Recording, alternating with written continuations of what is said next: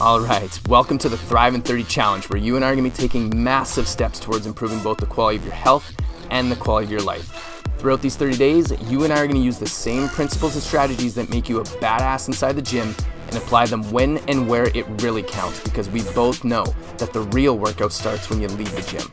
You're going to be joining myself, Coach Carl, the creator of this challenge, and the amazing Mind Over Body Bootcamp as we work together towards discovering, defining, and ultimately declaring the best version of yourself the only way we can. One workout at a time and one set at a time. One day at a time and one step at a time. Now let's get started.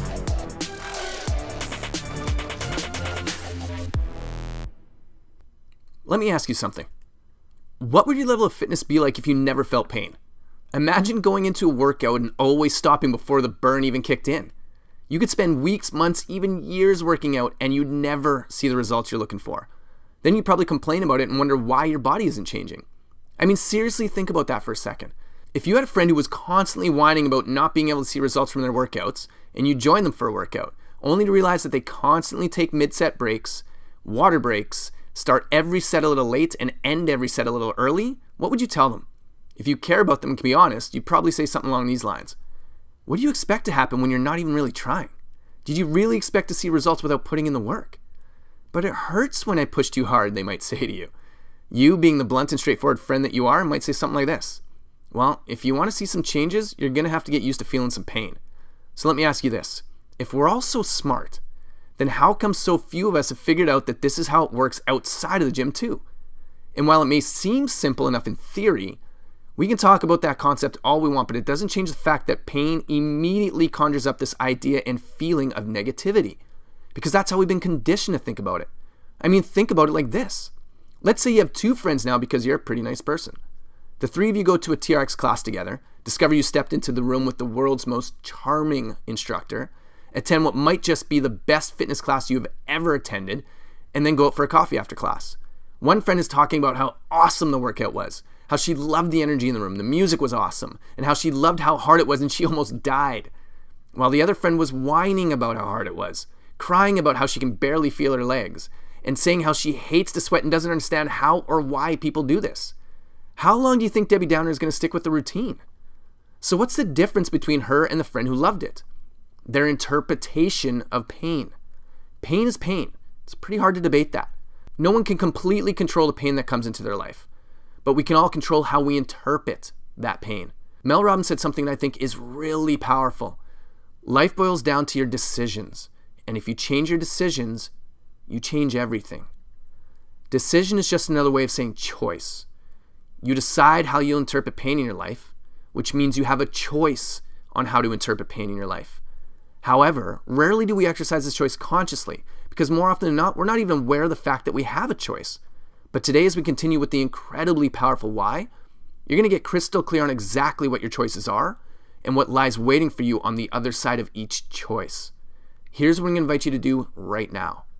Task number 1 is to step into your darkness. Look back at your lies that you pulled out from under the bed.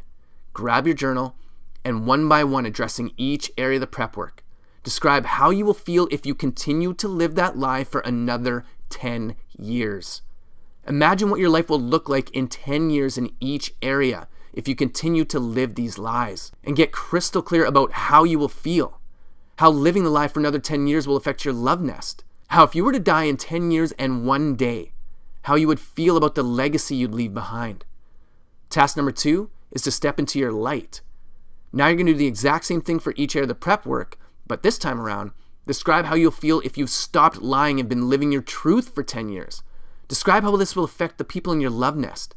And describe how if you died in 10 years and 1 day, how you would feel about the legacy you're leaving behind this time around. Don't you see that this is a secret? Don't you see how simple this is? Now, I didn't say easy. Working out consistently is simple, but it ain't easy. But this is the fact that I'm certain you'll agree with. It may not be easy, but it's worth it. And that's just in relation to your physical health. Imagine if you interpreted pain the same outside the gym. Imagine if you made the same decisions around pain outside the gym. Imagine if you made the same choices around pain outside the gym. Better yet, don't just imagine it. Feel it. Get in tune with it. Feel both your light and your darkness as you dive into the pain today. And then ask yourself this question. What am I going to choose now? How you interpret pain is up to you. How will you choose to interpret it now? So again, task number 1 is to step into your darkness. And task number 2 is to step into your light. After you've done both, remember that just like when I start counting down 3, 2, 1 in class, that is when the pain is the highest. And when the pain is the highest, the potential for transformation is the highest as well. Tomorrow we conclude the why portion of the secret circle. And while you may have found the first 4 days powerful, day 5, I can tell you with absolute certainty, is the day everything in this challenge will boil down to. Because tomorrow we address the single biggest obstacle you will ever face in your entire life. Until tomorrow, we got this. Thanks again for joining me and being brave enough to accept the Thrive in 30 challenge. But just remember that regardless of how many times it is said, knowledge is not power. Knowledge is only potential power, and it is up to you to complete these tasks, apply the knowledge you learn here, and ultimately take small yet transformative steps towards creating the life you want for you and the people you love.